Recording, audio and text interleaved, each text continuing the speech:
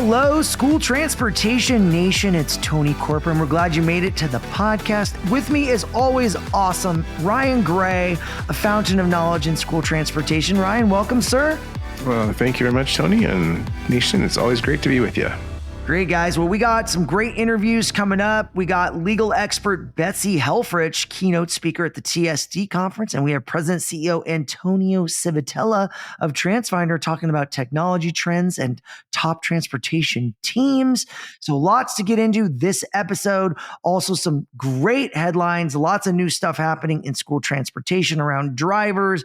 We have a private equity investment in a software partner. So lots to dive into. And guys, this episode is brought to you by Transfinder, the leader in school bus routing software, by School Bus Safety Company, the leader in school bus driver training, and by Ride, real innovation delivered with excellence. All right, Ryan, let's talk. We got headlines, tech investments, non-CDL, driver, domiciled. What the heck does that mean? So let's get into the headlines right after this message. Hey guys, have you heard the news? The School Bus Safety Company has unveiled a new leadership training course to elevate safety leadership. This innovative course is a compelling opportunity for school transportation professionals to enhance safety standards and now is open for enrollment, inviting leaders to transform their operations. It's tailored for location managers, supervisors, trainers, dispatchers, anyone in a supervisory or leadership role. The course offers a robust curriculum featuring 7 comprehensive programs and a 40-question final exam. The program includes introduction to safety leadership. What is safety? Safety management systems. Why do people have accidents? Understanding human behavior, leadership principles, safety leadership's practices. Guys, I've gone through this course and it is outstanding. I highly recommend you check it out. Give the School Bus Safety Company a call at 866-275-7272 or visit their website at schoolbussafetyco.com. That's schoolbussafetyco.com. All right, Tony, thanks. So as you mentioned, we'll start off with the new federal rule that has a lot of districts probably scratching their heads and saying, hey, what's this about? As you mentioned, what the heck is non-domiciled? Well, that's another term for undocumented immigrant in the United States. It could be someone who is here illegally. It's often, though, times someone whose visa or green card has expired, but they have a CDL. So U.S. Department of Transportation Secretary Sean Duffy last week, a couple weeks ago, made some big headlines in the trucking and school bus world when he came out and said there was a new final rule in effect immediately to no longer allow states to issue these quote-unquote non-domiciled CDLs or CLPs, or commercial learners permits. Basically targeting non-U.S. citizens, folks who are not here with the proper documentation or it's expired, that are driving trucks and buses with children in them. School buses were used as an example, one of 3. There's been some pretty high-profile crashes recently, Tony, and not to say I don't think that these haven't happened before, but we know that the conversation has really reached a fever pitch around immigration in this country. Obviously, so much going on with ICE and the protests all around the country. President Trump commandeering a lot of states or trying to, the state National Guards to enforce federal law. There's a lot of lawsuits going on. Well, amid that, of course, they are looking at trying to keep what they say the roads safer from these non-citizens who are driving precious cargo or other cargo. So, as I mentioned, effective immediately, the Federal Motor Carrier Safety Administration has gone ahead and they are enforcing this. This rule impacts nearly 200,000 current non-domiciled CDL holders and 20,000 CLP owners. FMCSA estimates about 6,000 drivers will qualify for non-domiciled credentials annually under the new restrictions. So this was not, we do not know how many school bus drivers are affected, but our freelancer Carol Brzezowski reached out to all of the state DMVs or whatever agency in the states is in charge of issuing the CDLs. For example, like in Texas, that's the Department of Public Safety that handles school bus drivers. And she got a good over a dozen responses, and we're going to be adding to them as more trickle in. But really, this enforcement is targeting several states in particular: California, Colorado, Pennsylvania, South Dakota, Texas, Washington. These were all identified by the USDOT as states with licensing patterns not consistent with federal regulations. Essentially, really, it's things that's happening at the state level. Definitely things that school districts and school bus companies need to know about so that they're doing their due diligence. It's looking at unexpired Form I-94s or 94As. So that's the arrival departure record, H-2B, H-2A, E-2 visas. Essentially, any issuance or renewal is going to have to meet this new requirement or criteria. So definitely just another thing for the management side of student transportation to keep an eye on. Again, so far it looks like mostly it's the state driver's licensing agencies or SDLA that queries this SAVE system, which is essentially the online service for registering federal, state, and territorial, tribal, local government agencies, verifying immigration status. So certainly with the driver shortage, that's what jumped out to me. It's again unknown. Yeah, me too. How many? Yeah, most definitely, right? How many school bus drivers are affected? But Yep. certainly, I've been having just some conversations offhand with some transportation directors, mostly folks I've been talking to as we prepare for TSD conference in a few weeks, and asking them, and they're like, "Oh, well, we either don't know about this or." We already have we think a pretty good system that our school district administration is working for us. But like anything or everything, Tony, it's just another aspect for folks to keep an eye on.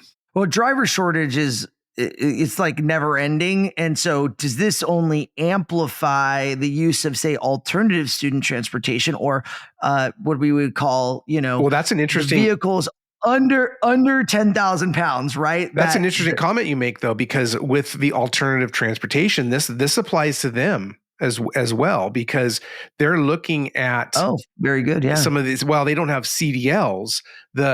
Certainly the states are looking at increasingly, having regulations. Like I know New Jersey is working on, they don't have a law yet, but they're working on something, and that's something that they're looking at right now. So in terms of, how this could expand, maybe in the short term, that could be a marketing aspect of this. But, keeping in mind, again, these drivers don't have CDLs, but these are also not employees for the most part. Interesting. So yeah, that'll be interesting. There's a lot there to look at and see how it will evolve. Yeah, I'm sure for trucking, that's really going to hurt them. For school transportation, we'll see what it ends up shaking out to look like. But regardless, there's a driver shortage. This probably only makes it worse in a way, but we're talking about safety too, right? I think what really was the real catalyst was there was a big accident that got the attention of the federal government, and they came down hard, or they used it as a way to come down hard on this topic, which is obviously a pain point. And they took the opportunity to really lever it. And I mean, the internet was ablaze.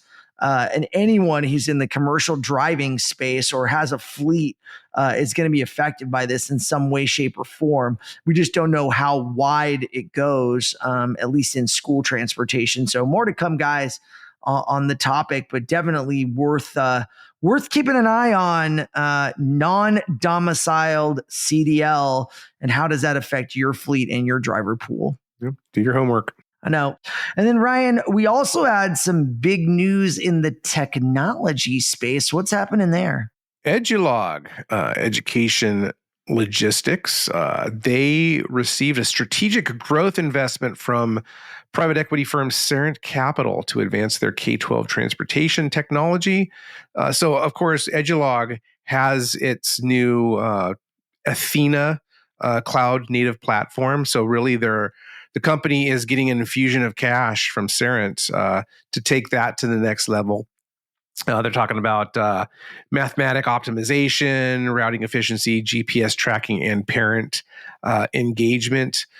So part of that is Edulog is getting a new board member, SaaS executive Perry Turbis. I'm not sure if I'm saying that name correctly, but he's joining the board of directors as executive chair. He's on the Cerent Capital team there and brings a lot of strategic and operational experience. So they're really looking to scale the business, expand it, get that infusion of cash to really increase the visibility of the company as a technology firm.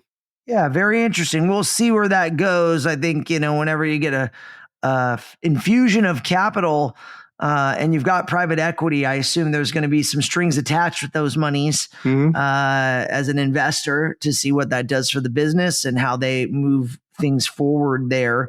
It obviously had a family-run generational business. A lot of the family members are in Edulog. So we'll see how that evolves their business and customer base and all the things happening there. So I guess it's officially official on their investment. We knew they had been looking for basically a suitor, maybe to even sell, but it sounds like they went a different way and went with strategic investment and to kind of stay in the game, which is cool, right? It's always good to have people that know school transportation to stay with it, right? When you've got outside forces, sometimes they can come in and really change the landscape of companies. So this sounds like they're going to really stay true to their roots, and good for them, and congratulations to the Edulog team, and we wish them best of luck on the new investment here. And then, Ryan, as we go into some of our interviews, I know we've got our legal expert, Betsey Helfrich, coming in and talking with you in a little bit. Now, Betsey, we've had her on the podcast. We've talked about her a bunch. From a legal standpoint, there's a lot of cases out there that probably jump forward. I don't know what she's got in store for us in the presentation. You might know more than I do on this, but I can imagine it's going to be shocking, and people are going to have their eyes opened significantly on some of the liabilities out there that they need to be aware of. Absolutely, yeah. So she gives us a little sneak peek under the hood here in a little bit, but she'll be talking a lot about behavior. So that's always a big topic for our attendees at TSD Conference and anywhere really, but especially when it comes to transporting students with disabilities. So we have one of many sessions that is talking about behavior, mental health, physical characteristics, the emotional characteristics of the 13 federally recognized disabilities or exceptional abilities, as our presenter Terry Durka from Utah, special educator, calls it. That's a great session every year. Folks always love it. Certainly. I talked to Betsey, and she has a lot of thoughts. We don't want to give away too much, but definitely there's a lot there. She's going to have a session also later in the day, a breakout presentation on video review and the importance of that, the process, some of the pitfalls of that, the relation to FERPA. So, a lot there to unpack, but she's just a fountain of knowledge. She's the true fountain of knowledge. I'm not, but it's great. I align myself with the fountains of knowledge. So she's going to be there to educate the nation here in a short bit, as well as the entire TSD conference next month. Yeah, that video review session is called Sexual Assault, Don't Turn a Blind Eye. So that one will hopefully get your full attention. It's on the Saturday, which will be November 8th. So the keynote's at 8:30 to 10:45. It's sponsored by Everdriven. They're bringing us Betsey, and then Betsey's session later that day is 2 o'clock to 3:15. Again, that's Central Time because we're out in Texas. So make sure if you're planning your agenda to put both of those on the hot list to attend so you can see what is available. If you go to tsdconference.com and you go to the content tab, drops down, you can hit agenda. There's a daily agenda, breaks down all the sessions. We've got lots of good stuff. I know we added a new session as well that's outlined on the STN website. We sent an email out on it about mental health supports for school transportation professionals. Former counselor Kimberly Edwards, who was a counselor for Mesquite Independent School District down in Texas, is going to be doing a deep dive on that. So if you want to read a little more, you go to the stnonline.com website to catch up on kind of what she is covering to think about mental health for your school transportation department, your people, how that translates positively to the kids they transport and to themselves, right? It's good to keep good, strong mental health, Ryan. Absolutely. And at the same time, we also have another session, Partnering for Success Research at the Intersection of Transportation and Special Education. So Dr. Susan Key, a preeminent special education expert, will be leading that conversation, really looking at the difficulty and the challenges that all stakeholders face, whether it be the folks in the school district, the transportation staff, the students, the parents themselves.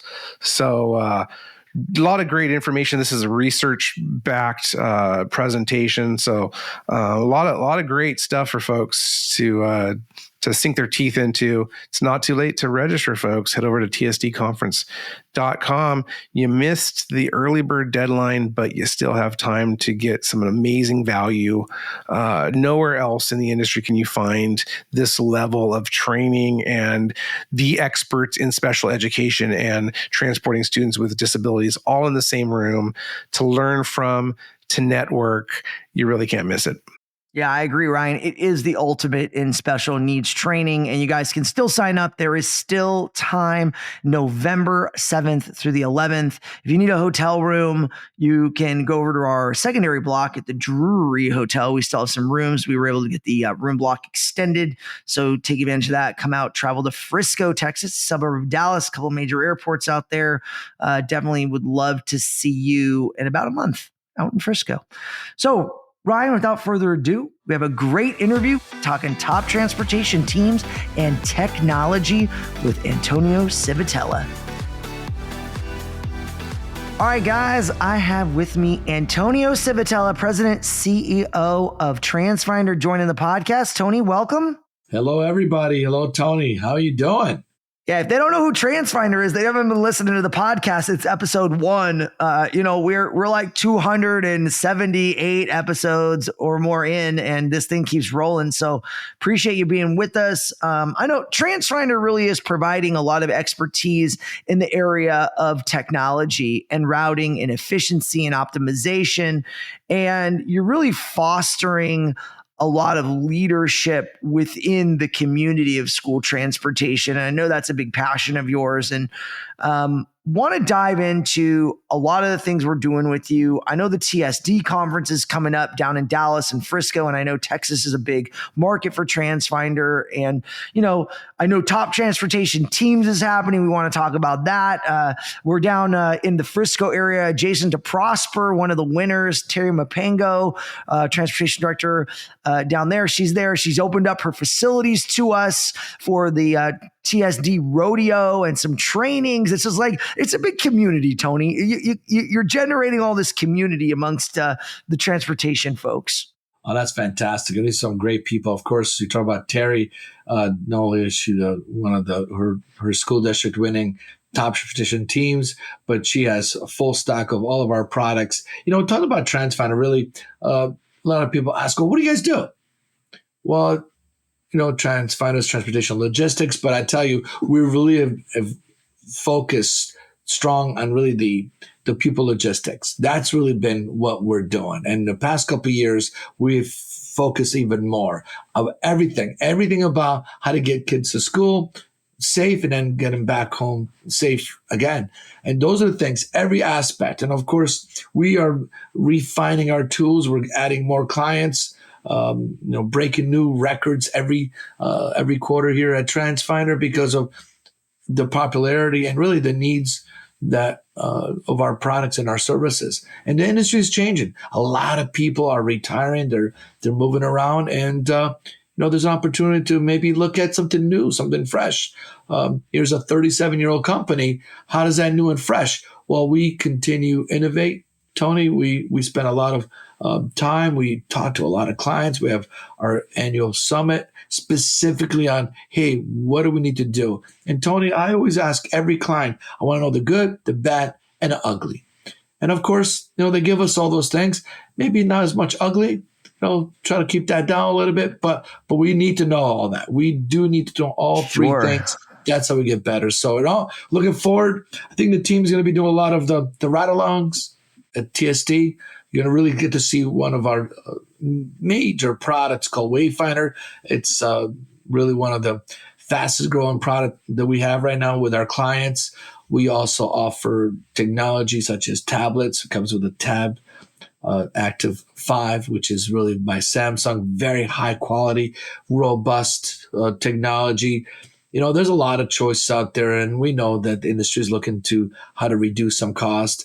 And, I'm just not going to really endorse a product that's great when you're at your desk, Tony. It works great, but if you ever drop that or in a bus that's shaking the heck out of that device, it's only been good for about a year. So we are strong believer that you got to buy the best you can buy because it's got to last. It has to last. Ruggedized, right? Ruggedized equipment for in the field that takes a beating and keeps on going, right? The heat, the cold, all those things, right? And by the way, sure, you could accidentally, it's going to happen, right? The way they're installed, maybe you get your coat caught into it, or some kid maybe using the card that swipes and does. It has to be everything high level. It can't just be a little sheetrock screw just keeping things together, right? That's exactly right. Well, let's talk a little bit about special needs, right? Because the TSD conference is transporting students with disabilities and special needs, and Transfinder is a big partner with us there at the show. So we're doing a lot with you. You mentioned the ride along, which obviously you'll have a bus there. You'll be live demonstrating the ridership technology, the mapping technology. There's a lot of finders in everybody's world. If they go to your website, right, they can find all the finders. And I think it's interesting too, because people think they know, but it's always nice to refamiliarize yourself with a brand, because in technology, you're always innovating, right? The technology is constantly evolving. What are you seeing in the market as a thought leader in terms of trends of technology in support of school transportation? How is that market evolving? Well, especially the tablet technology, which that's become it used to be, it'd be so nice to have this. Now it's become a must have, especially for special needs with the whole Medicaid reimbursement. I mean, there's just so much money out there that clients of ours didn't even notice they could get that reimbursement. It's really foul money. And the nice thing about it, not only do you save money this year, it's money you're going to save moving forward. So that's a low hanging fruit. The reimbursement is just, it's out there. So we could show you how you could actually get reimbursements. Yeah. But the part of what's happening right now, Tony, is that and I think a lot of people out there that have tablets and seen this technology, it went through some growing pains. How do you do this? How does that work? We want to have technology that as soon as the bus turns on, that tablet, minimal interaction. I barely want the driver to touch that tablet. It has to just start doing things. As kids get on, immediately, I joke many times, I want it to be so easy that my own mom, and I love her, I want even her be able to use it. That's so simple. You don't barely have to even know what to do. As long as that thing is turned on, that's all we need. And that's really the trend. The trend is, how do you get the highest adoption rate? And the highest adoption rate is to really as few hands-on to this tablet as possible. And that's what we're doing. We're making it better. And Tony, this is where we hear from our clients how we make it better. And they're giving us feedback. They're saying, make this better. We need to be able to have less. What if the driver doesn't use the tablet? So we'd lose out all that information. That's a good one. These are things that it's not that the driver is trying to do a bad job, the driver doesn't understand the value. They don't see what happens. Then we start showing all of our clients when before and after, before using our system, even just on-time reporting. Come on, drivers want to do a good job. So what happens? We show our clients the first 30 days that you were not using the drivers were not using the tablets to navigate, to actually see what stops you should pick kids up and the times. We have shown our clients that when you get to school without our tablets, you tend to be a little bit later than with our system. As soon as we start implementing systems for those drivers that actually now start using our tablets, automatically their timing is better. And that's really the key right there. The key is that part. And so this is where we get super excited about how we're showing just the on-time performance is off the chart when you use our technology.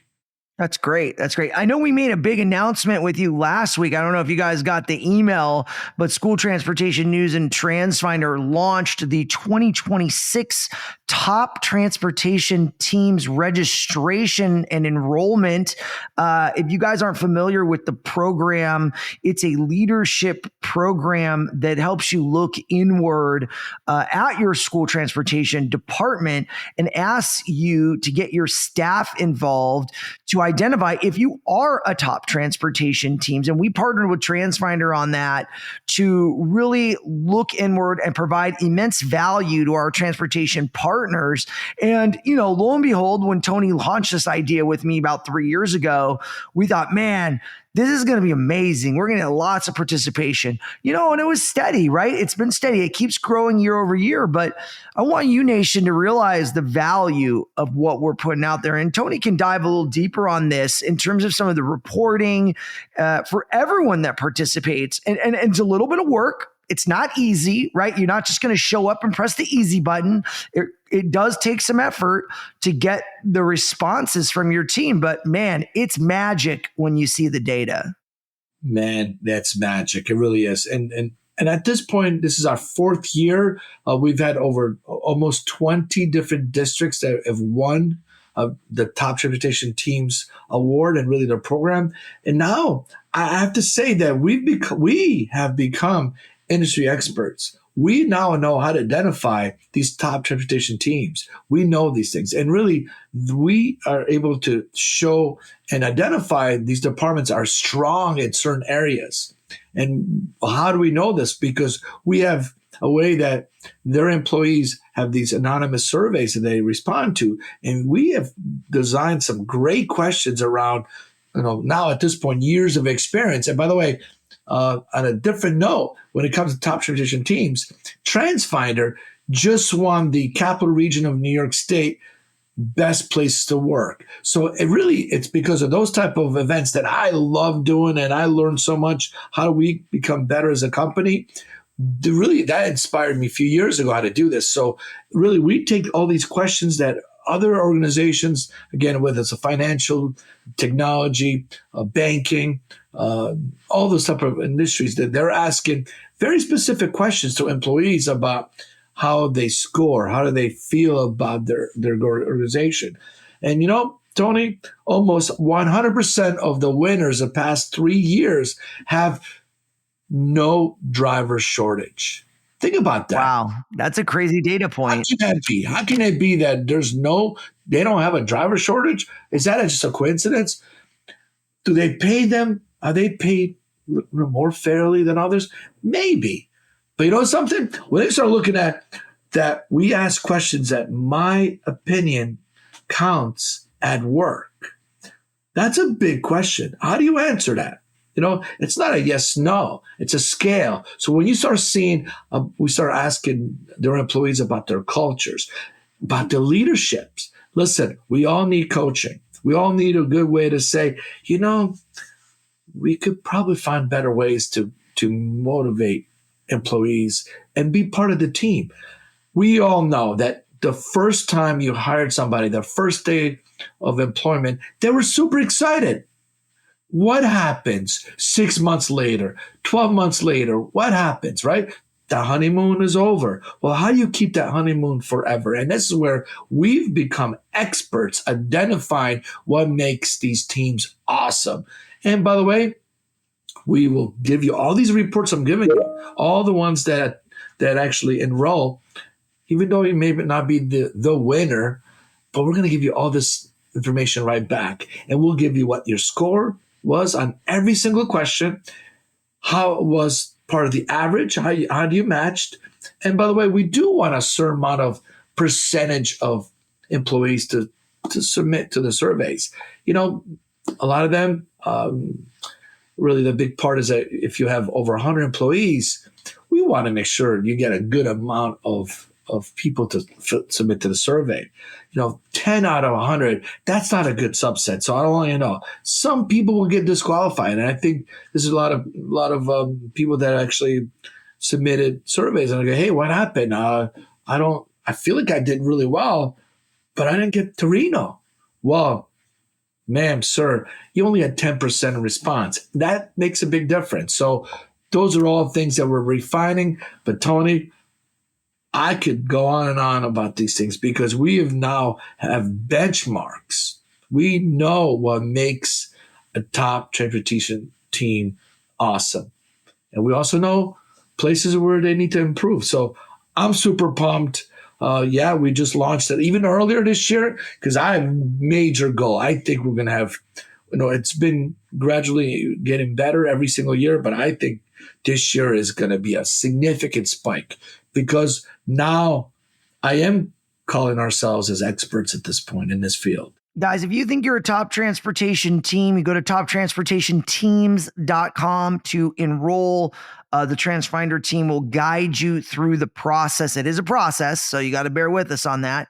But definitely the value that you get, and it costs you nothing, and you don't have to be a Transfinder customer. If you're saying, I don't use Transfinder now, that does not matter. It is open to everyone who wants to enroll, who has a leadership position. If you are a transportation director and you have a team of people, or maybe you're a superintendent and you have a team of people, lean into that because the data that's being provided is scary, right? Sometimes people don't like looking in the mirror.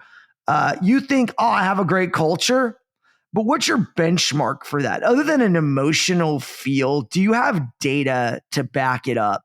This is a great benchmarking tool to really compare yourself to peers in the industry on how your team, drivers, mechanics, fleet managers, routers, how does everybody view you as a leader? Do you value their opinion? Do you engage them? Is there employee satisfaction? And as to Tony's point, there are certain data points that appear with certain winners. Of the 20 winners, they all have points of commonality, and that's not a surprise. And I'm not surprised when we talk about this, Tony. It becomes more of a dialogue between the employees and the leadership. And sometimes that gets lost in translation and the team doesn't have a voice. And this gives an opportunity to provide a voice. Now, guys, we've had multiple top transportation teams winners on the podcast the last couple of episodes. We have another one coming up in a few episodes. If you open up that October issue of STN Magazine, there is a double page spread in the middle of it with a big story about all the top transportation teams winners from this previous STN Expo West. I invite you to go read it, digest it, process it, and be like, man, this is something we really need to do. And if you're in transportation and you're listening to this and you want to get your leader involved, grab that October issue, walk it into your boss's office, be like, why aren't we participating in this? I think we should. That's how we get participation. And that's how we elevate this top transportation teams opportunity for you, industry. So nation, I really invite you, toptransportationteams.com. Go on, check it out. I appreciate Transfinder for sponsoring this, doing all the legwork to facilitate the data, process the data, host sessions at the shows. Tony, I mean, it's a big undertaking. I know it sounds easy, but it's a big undertaking. It's huge. And really, I really believe the analysis that we'll give back to everybody who enrolled everyone, it's thousands of dollars value, thousands. Think about it, that we give right back to these enrollees. I feel so strong about this. I feel so strong that you have the right team, the right atmosphere, the right environment, the right culture. Everything's going to come together. Everything. All of a sudden, you start seeing even your mechanics are doing a better job of maintaining your fleet. Your parents, less parents calling you and complaining. Everything comes together when you have the right team. And it doesn't happen overnight. It doesn't. Everything has to be refined. Think about the ones that have been doing this now for a few years. I bet if we talk to them, they're saying, hey, every year I got a little bit better, a little better, a little bit better. And they really look at these things. Clearly, we're a technology company. We want to continue selling and promoting our technology and making sure that our technology is being used on a daily basis. But we also recognize if the team doesn't believe in this stuff, they don't believe in being part of the team, well, it doesn't matter what kind of technology, whether you buy it from us or from another company, it's going to fail. And so that's really been the big part. We got to make sure that the team at the schools are just the top possible way. So yeah, Tony, it's been a major push, so a big advocate. It all starts with a fantastic team. I always say that no matter what, and even your readers, they want to improve. They'll get your magazine and your e-news and your blast, every day. But if they're not enthusiastic about what's going on in the industry, the honeymoon period is going to just flop. So that's really, I think it's the top level. Guys, if you think you have a top transportation team, go on, enroll, toptransportationteams.com. We'd love to have you be part of the program. We're very excited. We're going to keep talking about it throughout the year into next year. It all culminates at STN Expo West 2026 in July 9th through I guess it would be 14th. So definitely want to get everyone excited for next year and participate. It does take time to gather the data, process the data. Can't just sign up a month before the show in July. It doesn't work like that. So guys, if you think you have a top transportation team, please sign up.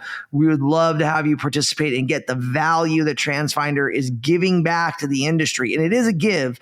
It's a lot of labor and time and energy, and they are giving back. So Tony, I really appreciate your commitment to this program, to elevating the leaders in the school transportation industry, and really sharing about kind of some of the fun trends Transfinder is seeing as a technology thought leader. And really glad you came on the podcast today. Thank you, Tony. One last thing I want to say about the top transportation teams. Even if you think you're not a top transportation team, that's a great start. Meaning there's room to improve. So please just get in there. It doesn't cost you anything. It doesn't. So I'm super excited what's going on with the technology. It's moving very fast, and we're here to keep delivering solutions that our clients are looking for. Hey, great interview with Tony there. We got a quick message, and we're headed to an interview with Ryan and Betsey Helfrich. The Ride family of vehicles include the award-winning Achiever, Creator, and Dreamer battery electric school buses. The Creator is powered by STN's 2025 Best Green Technology Award winner, the Blade battery. With safety as a central focus, Ride school buses provide immediate benefits to our communities and our children. Visit ride.co to discover the future of student transportation, or email info.na@ride.co for further product detail. All right, nation, we're back, and pleased as always, seems to be an annual occurrence, having Betsey Helfrich, special education attorney extraordinaire, with us, talking her upcoming keynote and breakout at TSD Conference. That's coming up November 8th out there in Frisco, Texas. Can't believe it, Betsey. It seems just around the corner. Thanks so much for joining us once again. Thank you. I'm always glad to be here, and I can't believe it either. It honestly feels like we were just there, but I look forward to this conference every year, so I can't wait. Absolutely. And here we are. It's a couple weeks out, fall time. How's the weather out there in Missouri? That you're in the St. Louis area? I am in St. Louis. Is it feeling like fall yet? No, it feels like summer. Okay. We've still been in like the high 80s, 90s. We got a little bit of a break today, so I'll take it. But what about California? Is it always sunny in California, as they say? Yeah, I moved up north, so it's been like in the 80s, but we're actually starting to get cooler. I'm walking the dog in the morning and it's like 55 degrees. So my wife's really liking that. She loves the colder weather. So fall is, it's the frost is on the pumpkin, as they say. So with Halloween just around the corner. So Betsey, let's get into it with special education law. A lot going on right now in special education and legal matters. Hit me with it. What are some of the things that are really standing out to you right now, especially in terms of affecting transportation? Right. So much going on, Ryan. Man, so much going on. Some of the biggest things I'm dealing with, which we'll talk about during the keynote, and I know your drivers and your directors are dealing with, is behaviors on the bus, maybe related to a child's disability, maybe not. And the rules regarding that, it can get kind of complicated. When can you remove a child with a disability from a bus due to behaviors or extreme behaviors? I'm really getting those calls, and it's just kind of a dicey issue to work through, and we're going to talk about what are those rules, if they're changing anytime soon, which I don't think so. Also, what is happening around the country, which I think is really interesting and impacting on the bus for general education and special education students alike, is cell phone bans. Around the country, about 30 states have implemented cell phone bans during the school day. Missouri just implemented a cell phone ban just effective this August. Some bans and policies include on district transportation, which is really interesting.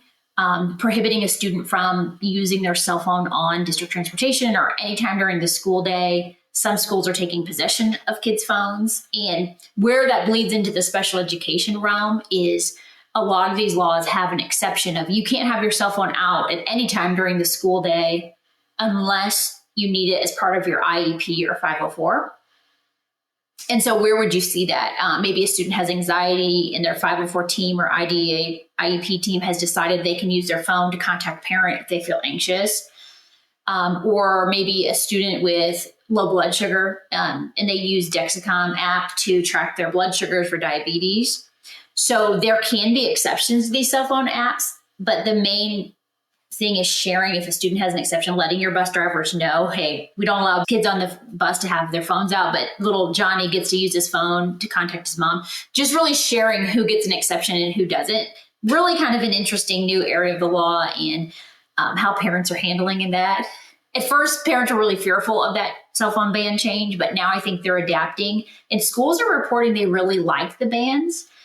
They're reporting that kids are talking during lunch again and playing games instead of just scrolling on their phones. Does California, do you know, or do you guys ban phones? Yes. Yeah. California has a law. They were actually one of the first, or, about a couple of years ago, I think, or a year ago, we wrote an article about it and looked at other states, and we saw that it was an evolving trend. And it's interesting because what you're discussing is assistive technology, basically, for students with disabilities. And it dovetails into this school bus Wi-Fi issue, FCC. Right. We've been talking about it the last couple of weeks, where FCC, the new FCC board, basically undid the Learning Without Limits that was passed a couple of years ago that enabled E-rate reimbursement for school bus Wi-Fi and other hotspots.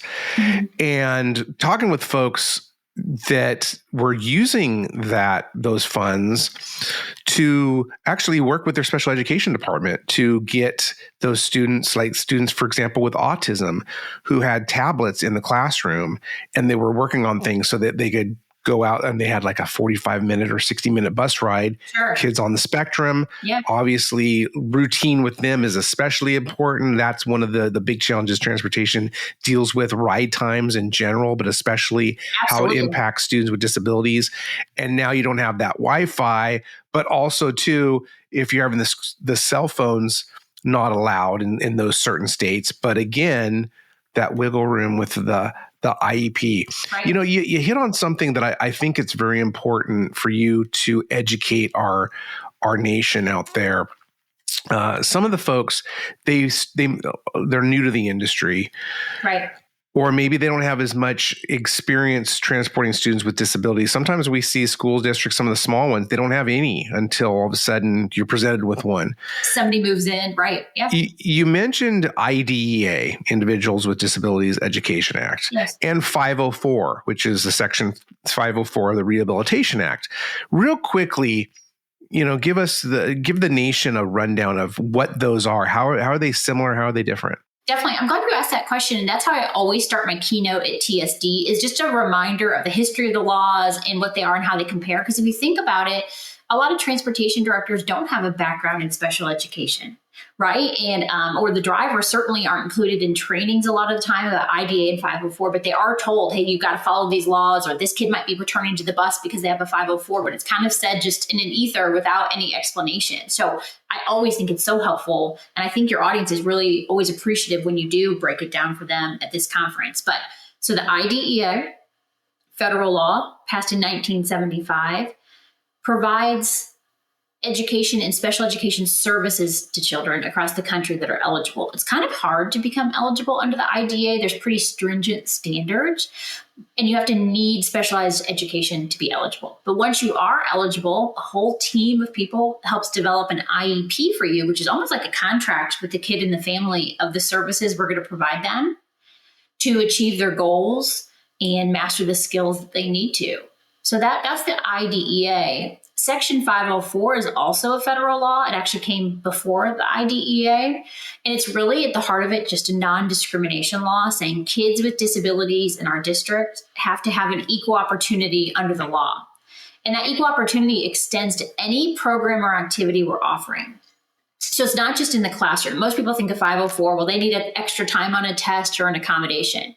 But a lot of the meat of 504 is non-discrimination in our programs and activities. So that includes any program or activity we offer. So that would certainly include our transportation activities, right? If we offer transportation, we have to offer it in a non-discriminatory manner. If we offer before care or after care, we have to offer it in a non-discriminatory manner. So it might mean making accommodations or having a nurse available to that child so they can stay at the aftercare program. And interestingly, the United States Supreme Court just came out with a decision this June, which we'll be talking about during the keynote. It's called the OCO or OSEO case, however you say it, AGT versus OSEO. Came from the 8th Circuit, which is my part of the country. And it really changed the standard of how parents prove discrimination against schools. And we'll break it down a little bit more in the facts. But the bottom line is the Supreme Court ruled that the standard to prove damages or to prove discrimination under Section 504 is a little bit less now. In some parts of the country, you had to prove bad faith, that a student or was mistreated based on a bad faith or bad intent of a school official, that they had some sort of bad motive. So we discriminated because we were just engaged in ill conduct. Now the standard is, were you discriminated against? How do you show that? It's because the school official was acting with deliberate indifference towards the child. So you've seen some cases since then. That was just June, but there's been cases since then. And deliberate indifference can now be demonstrated by failure to act. Hey, we knew the student was being mistreated on the bus because of their disability or being teased, and we didn't act quickly enough. So it's really, I think you're going to see an increase in Section 504 cases around the country. And Section 504 has money damages tied to it. Parents can seek damages. Whereas IDEA, unlike IDEA, you can. There's no IDEA prison or no IDEA jail that we often talk about at the conference. No, under IDEA, if you lose a claim, you will probably just have to make educational services up to a child, or maybe pay for their private placement. But the family isn't walking away with money, whereas 504 you will. So that's really. With that Supreme Court case, and again, we'll break it down more, but kind of lowering the standard, I think you're going to see even more 504 claims than we had before. And how does that relate to bus drivers and transportation directors? It's just really being aware of things that could be discriminatory. So shortening a kid's day just because they have a disability. Hey, they're having extra long routes because somehow tied to their disability, or we are ignoring harassment on the bus based on disability. So things we just really, even more than ever, have to be on the lookout for.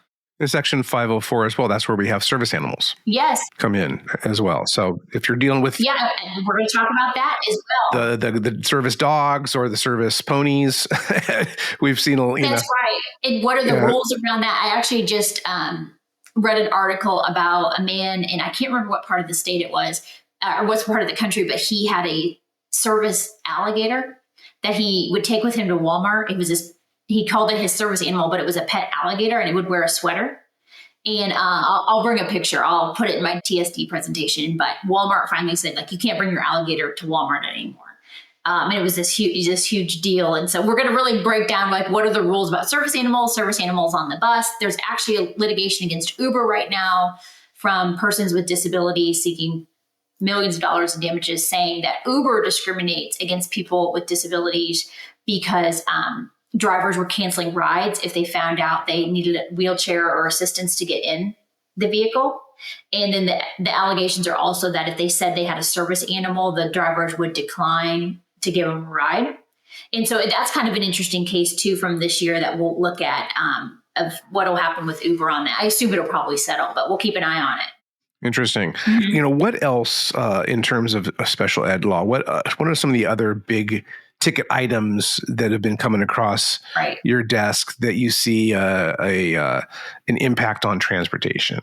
Cool. Well, definitely with everything going on with Department of Education, and I know Glenna was on the podcast not too long ago, and we're going to be touching base. But, there's a lot of changes going on with Department of Education and funding, staff terminations, layoffs in the Department of Education Office for Civil Rights, which really impacts schools and it would investigate claims of discrimination on transportation or claims of discrimination in schools. We're really seeing changes there and just kind of how to navigate that. Just trying to keep up with all the changes, and schools are doing their best. It's a lot going on. What's not new, which we will also talk about, is the Section 504 regulations were supposed to be updated in 2022. And every year at TSD, I've said the same thing, like, we're going to get new regulations, and I'm so excited. And I think my dream is dead. We're not getting them. I think that's on the back burner. I don't think anyone thinks that those will be coming anytime soon now with everything going on. But Section 504 is here to stay, but we're probably not getting new regulations anytime soon. So that's something not new that I'll be talking about. And that's hard for schools because the regulations are so dated and it isn't really clear at schools who's supposed to be in charge and timelines. And so I'm disappointed for schools that that's a change we're not getting.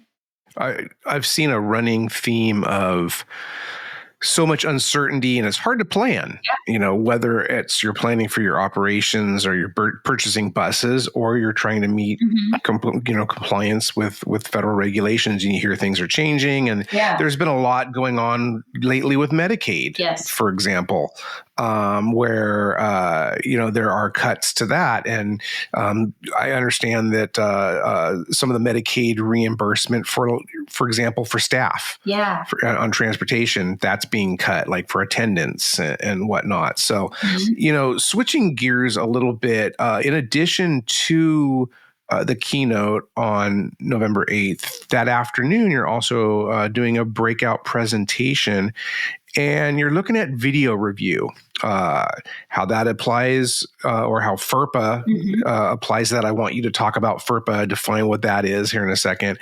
But when getting back to what you were talking about earlier about behavior, that goes hand in hand with video, and it's become not all school buses have videos nationwide, surprisingly, but many do, and we see the technology has advanced to this really great level. But I think the issue that we see over and over again is you have video, but you're not reviewing it, or you're not getting prompted to, or we have these staff shortages, driver shortages. Transportation can't just sit there like a building security and have a 24/7 monitor and just watch all day long. Not enough to do, right? You're going to be talking about that. Why don't we discuss that a little bit? What are you seeing? What are some of the pitfalls of that? How does that impact transportation? Yeah, I'm excited about that breakout. It's always a key topic, and I get those calls all the time, not just from transportation, but building principals that are looking at video. Cameras are everywhere. It's 2025. Different environment than, even 10 years ago. So FERPA is our guiding light when we're talking about student records or videos that we're maintaining. That's the Family Educational Rights and Privacy Act, also a federal law. Then every state has their own records laws too. Like in Missouri, we call it the Sunshine Law. In California, I'm sure you have a name for your open records laws. But FERPA says if we maintain records about district students that are personally identifiable, they're open to parents. Parents get to access them and see them. And so when it comes to bus video, if we are maintaining it, or let's say there is a disciplinary event on the bus and a principal watches it to say, oh, wait, these two kids got in a fight, I'm going to suspend student A and student B. And they watch that video to make that decision. That becomes the educational records of both of those children. And so then we really get into, well, how do we store that? Are we maintaining it? Do the parents get a copy of that video? Because parents are savvy, right? And they know their rights under FERPA. They want to see the video. They want to come in that day and see the video. So at the breakout, we're really going to break that down. How much time do we have to respond? Do they have to see the video? Do we have to give them a copy? What if you can see other kids in the background of the video? So we're going to really go through all of that. What I'm also seeing too is not just the impact of our own cameras on buses, but kids are now the recorders. Right. So whether or not they're supposed to have their phone out would depend on your policy or your state law. Yeah, back to our law. Yeah, right. So that might be the issue. And as we know, kids are kids. Right. And so a lot of schools have school policies that say you can't have it out during instructional time or during the school day, but they do allow it on the bus. So it'd be interesting to see. I'll kind of pull the room what everybody's stance is. But kids are videoing things that happen on the bus. Right. And so how do we respond to videos that kids are showing us? Do we maintain those? Or is there certain First Amendment rights if a parent or that kid now posts that video online? That's what we're seeing. If something will happen on the bus, we don't even know about it before it's uploaded to Snapchat or Facebook or, whatever kids are using these days. So we're going to really dive through it because it's really interesting parameters of the law with First Amendment. Can we respond to that? What if we don't know they're recording? Can you record in secret? So we're going to talk about all of those things. Oh, that's interesting. Yeah. Because a lot of states have that law, whether it be audio or video recording, you have to let the third party know. And if you don't, then that's interesting. And I wanted to also, so you're talking about FERPA. I get these emails not all the time, but enough where I know that there's a lot of confusion, and you've addressed it before in the conference. FERPA is different than HIPAA. Yeah, right. Yep. And we'll go over that. So HIPAA, it really governs health records and also a federal law. And HIPAA really isn't as applicable to schools as people would think. That really is governing hospitals and Medicaid and records that are really in the medical realm. Once we take possession of a record at a school, even if it came from a doctor, FERPA really controls, and it controls who we can share with and what. And so really FERPA is our guiding light, not so much HIPAA. HIPAA would apply to a school environment if we had a clinic. A lot of schools now are having health clinics on site for the community, which I think is awesome. HIPAA might protect there when you're talking patient records. But when we're talking video or even records, tangible records that the school possesses, FERPA is really what controls. And we're going to go through that. Who can we share info with? Parent wants to come in and see this, but there's 10 other kids in the background. Can we blur their faces? Are we required to? The takeaway, the breaking news is there's no new FERPA updates for a while there. We thought we were going to get FERPA updates. I sound like a little kid, like waiting for Christmas. Like we didn't get them either because I want more clarity on this video situation. I think the current rules are pretty dated. We've been dealing with the same rules for a long time, and I don't think they really contemplate how much video is out there and how widely it's used and how much parents want to see the video. Parents want to see how much the technology has evolved. How much it's evolved. Yeah. Video's good and bad. Sometimes it saves the day because it shows, no, our bus driver was acting completely appropriately. This wasn't true. Sometimes it saves the day. Yeah. What about in terms of systemic problems on the bus? Because again, with the video, and you have the video, but you're not watching it, you're not reviewing it. I think there's a lot of cases out there right now. We see this, unfortunately, a lot with sexual assault or abuse on the bus, whether it be from the driver or attendant on the student, but a lot of times student on student. And these things have been going on for months, years I know. sometimes. And the district's like, I hate to put it this way, but caught with their pants down. And when an attorney comes out and says, and it's just, it's lawsuit heaven. It is. And it's hard though, because what's your duty? Do you have a duty to review video footage that if you don't know, are aware that there's a problem, right? You're only on notice of what you're on notice of.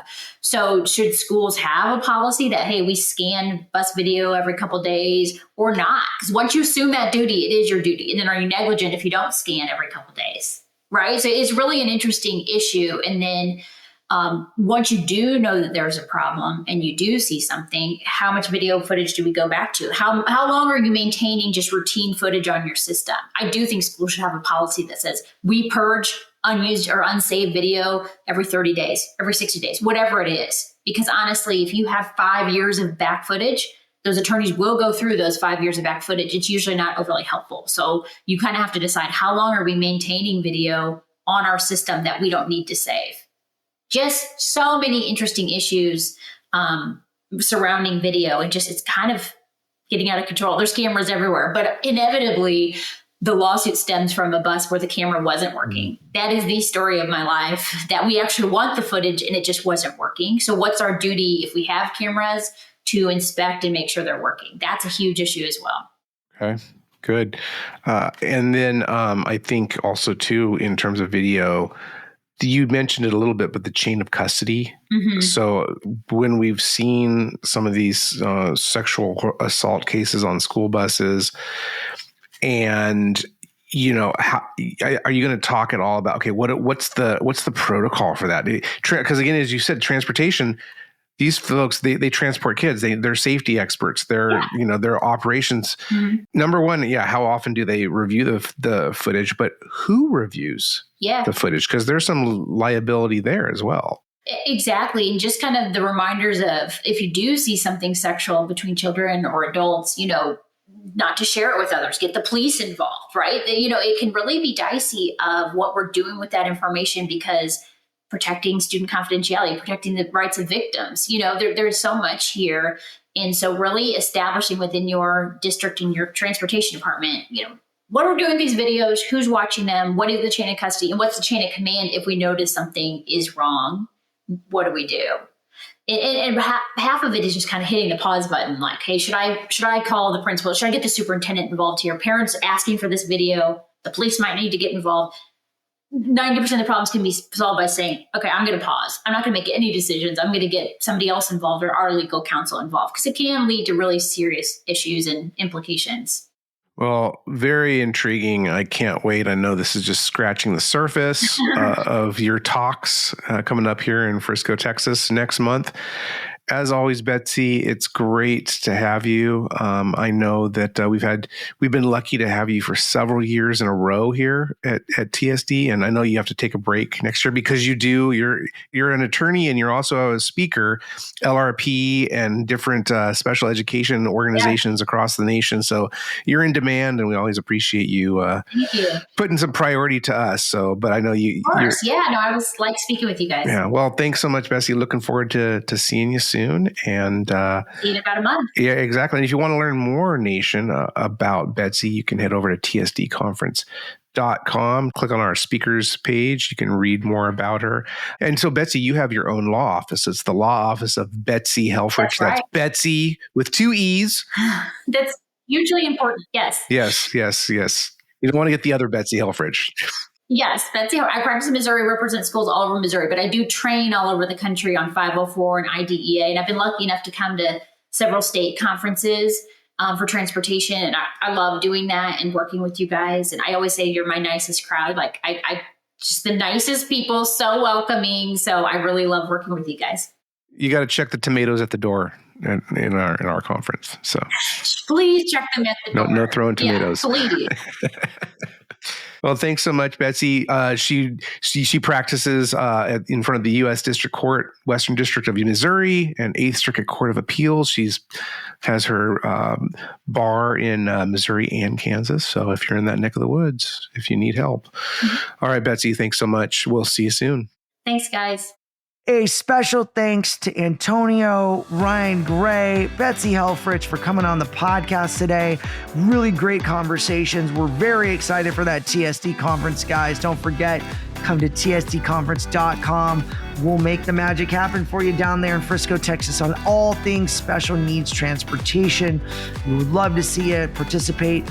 Don't forget, this podcast brought to you by Transfinder, Ride, and the School Bus Safety Company. We appreciate our sponsors. Make sure you ping them, let them know you heard about them on the STN Podcast Nation.